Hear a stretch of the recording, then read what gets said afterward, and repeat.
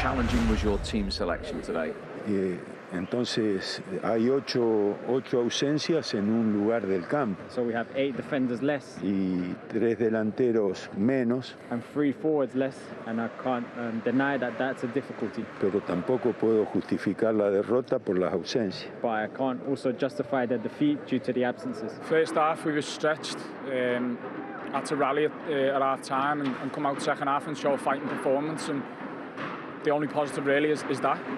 We dug in second half and give it a good go. We can show a lot of attitude and desire and try and be as aggressive as we can and play the Leeds way. So I think second half is something that we can take forward. I think we did our job and we played so well. I think it was a great performance from our team. I was trying to score one more, but the most important thing is the victory and the team. It's been a really tough week, but really positive in terms of performances and results. So to come away from home and perform the way we've done, score 4 goals and win the game, we must be happy today. We were the only game today, obviously. Is it important to win it and get that little gap with other teams not playing? Absolutely, because it puts pressure on them. And as well, I think I said to the boys, we were really lucky that today we were playing with everything that is happening and how many games were postponed. Listen, guys, enjoy, give the maximum, give everything you can out there, because I don't know how this is going to develop. No, none of us do. But after the match, Arsenal manager Arteta confirmed they'd reported an alleged racial incident. Gunners substitute Rob Holding approached the 4th official in the 33rd minute, saying he had heard racial abuse from a Leeds supporter. It is very disappointing because we have done so much in football to try to avoid that, Arteta said. The situation existed and was reported. It has to be dealt with by the authorities. I have nothing more to say about it. So, not great news off the pitch, but on the pitch, another excellent display from this very impressive young Arsenal side. Confident, dynamic, energetic. I think it's benefiting them not playing in Europe. But settled team. They've not had any injuries, no COVID cases of yet, which fingers crossed for them. And it was a really, really good week for Arsenal. They seem to have found their form and things look good for them. They've got selection headaches, they've got players competing for places and some terrific youngsters. Yeah, indeed. I mean, their young players are actually a joy to behold, aren't they? They're lovely to watch, play some great football. You could have picked any of them. Martinelli obviously bagged a couple of goals. Saka was great again. But in the end, Martin, you went with another Martin in Odegaard. I did, Gary, and I will say that when he first came to the club, I wasn't the biggest of fans, but I have to change that opinion now because he really is developed. Clever movement that he has to receive the ball, first class in that Arsenal midfield. Of course, you've got the front three that we know, Lacazette coming deep, really clever in the game. But he's growing in stature. Look at that for a lovely little pass there. His confidence is really high. Managers backed him. Smith Rowe's been on the bench recently. And he just seems to keep getting better and better, controlling things now beautifully from an Arsenal. But look at that reverse pass. Martinelli making that run from out to in, as he was always available throughout the match. Again, look, points where he wants it, lets it run across his body, and he's away attacking. This one, he scored a few goals lately, so he hits that one. Doesn't quite come off for him, but he has that in the locker now. And Arsenal really reliant upon him. He's direct here. This is when they're going to put this one away, and he just goes into another gear here. Doesn't come off for him on this occasion. Look at that for a pass. One touch. Saka, who also was magnificent today. I mean, Martinelli and Saka were also first class. A sloppy defending, didn't get tight enough, and then Saka punishes them. And for me, he just seems to get better and better. Smith Rowe comes off the bench again to score another goal, as he did in midweek. Look at this for a lovely little dink pass through there, wasn't it? Isn't it? And finished with aplomb. And there's a man getting better and better. It was at Real Madrid, and it wasn't really happening for him. Yeah. But Arteta has found the best for him. End product, Gary, for him. Yeah. When he first came, he was looking OK without the end product. Now he's scoring goals. And if you play as a 10 in any team, you've got to score goals. Yeah, OK. Leeds, on the other hand, they've had a tough week. What's gone wrong? Well, they've lost their best players, which doesn't help. No, it's big. Confidence is low after the defeat at City. I mean, we weren't looking at Leeds' performance at Chelsea last week and being overcritical. It was a great performance. They lost for a soft penalty in injury time. Yeah. So we don't want to be too dramatic, but today was chaotic. They tried to play the same system they normally play, which is man-to-man, and it just went completely wrong. Mixed with individual errors, you're going to have a problem against a confident Arsenal side. First goal, You don't want to concede the first goal when confidence is low. You give the ball away in your own half, but the back four's in shape. This isn't a tactical problem. Give the ball away in your own half. You're asking for trouble. The two central midfielders are in position. They get back. Look, you've got 6 there, 7 players. They win it back inside the box, dwell on the ball, cardinal sin, and you're a goal down. It's just an individual mistake. Individual mistake, nothing tactical. Then it really got problematic. Centre-half, Cocky's high up, following Lacazette, man-to-man. That has a knock-on effect all over the pitch. Spaces start developing. Forshaw playing that holding role, vacates the space. As you see, drifts over to Odegaard. That's his job. Dallas has been asked to look after Saka. Too late, he's coming inside, not sure. There's the space. Forshaw left.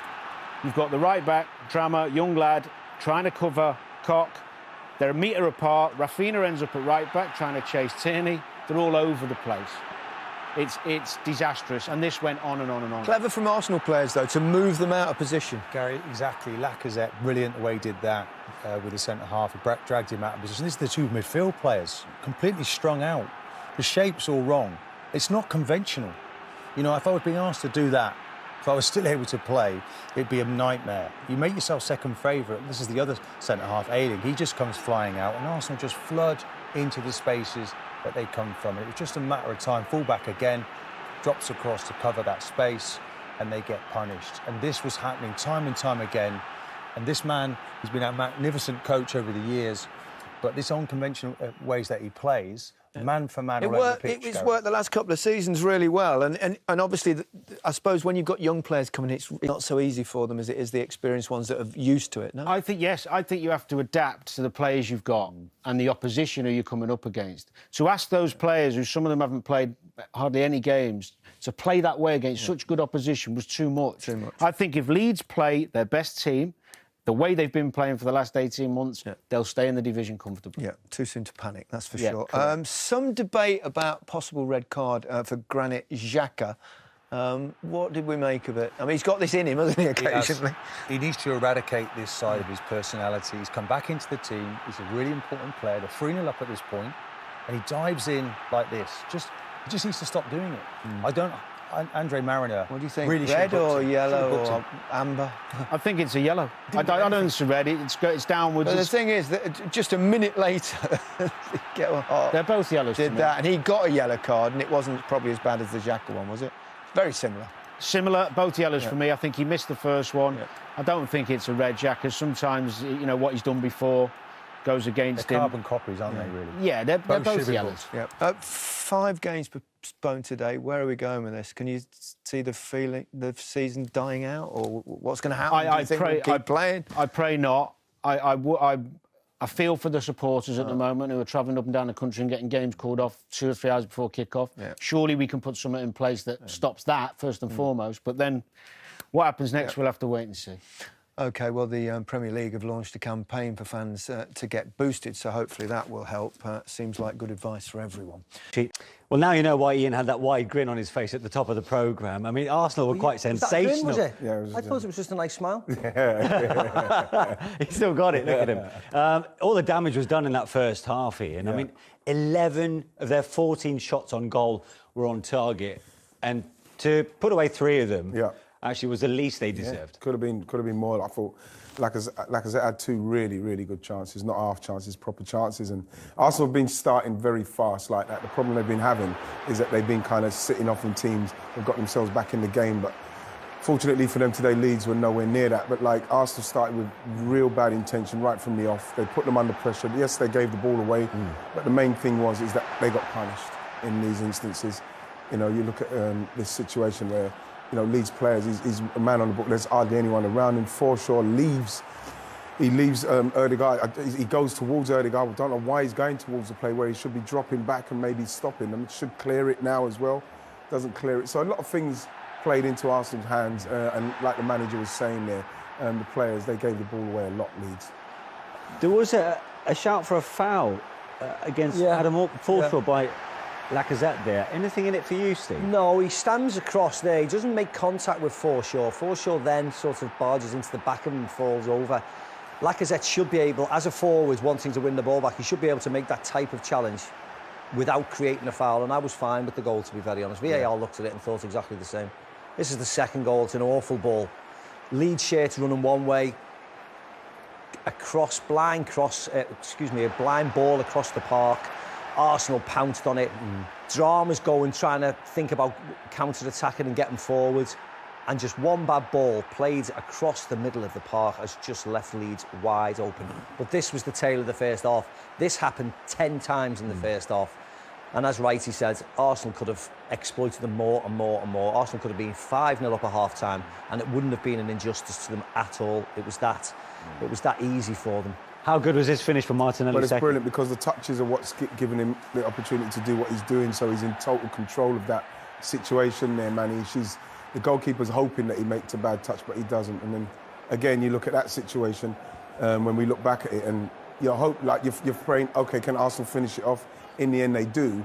But again, like, the manager must be he's tearing his hair out, because when you look at this, there's Forshaw leaving Odegaard where the danger is, because he's the one who's going to play the main ball into Saka, who spins off of his man, Dallas. And then once it gets into that area, now they're all backtracking, and it comes down to, can they finish? They get a little bit of luck, maybe there with the ricochet, but he gets it, and then the luck there with the deflection as well. But I think they deserve the luck. Yeah. They deserve the luck, what they got today. Great stuff. Wasn't his greatest game, Saka, but like, he done enough today. Yeah. Leeds got themselves a lifeline from the penalty spot to make it 3-1 before Emil Smith-Rowe, just like against West Ham a couple of days ago, came off the bench and made a telling contribution. Yeah, he did. It's something that he's obviously got his mind made up that, OK, if I have to come off the bench, I'll come off the bench and do it. And it's the attitude you should have. Yeah. Because he can recognise, they can all recognise now, that Mikel Arteta has kind of found a formula.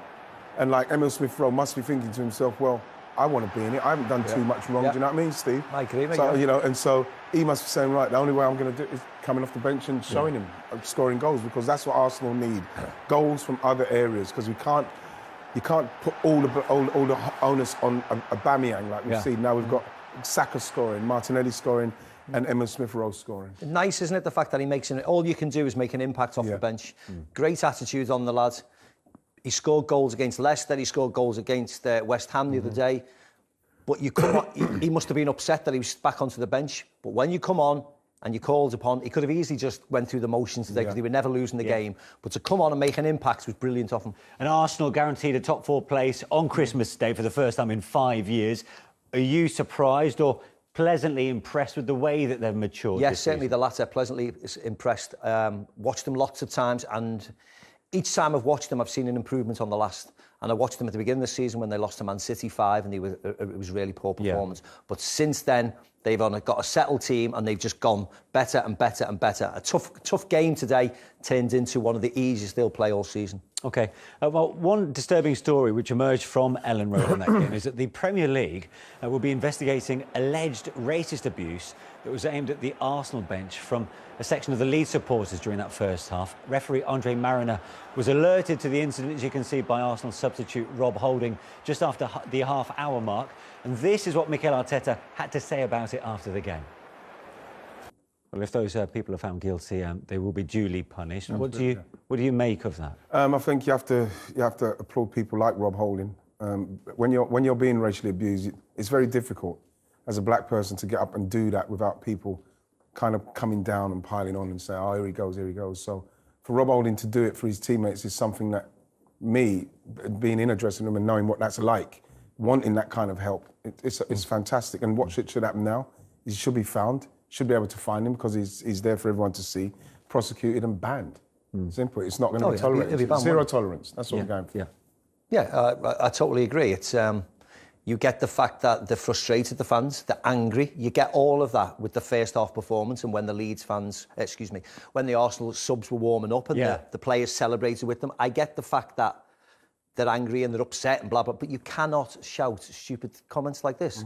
And as you said, there'll be people who have heard it, there'll be fans who'll have heard it and probably told them to stop, or here to stop, whoever it may be, and they'll be found and they'll be kicked out and they won't be able to go to a Leeds match again in the future, and it's ridiculous. Absolutely. OK. No time or space for something like that in this day and age, of course.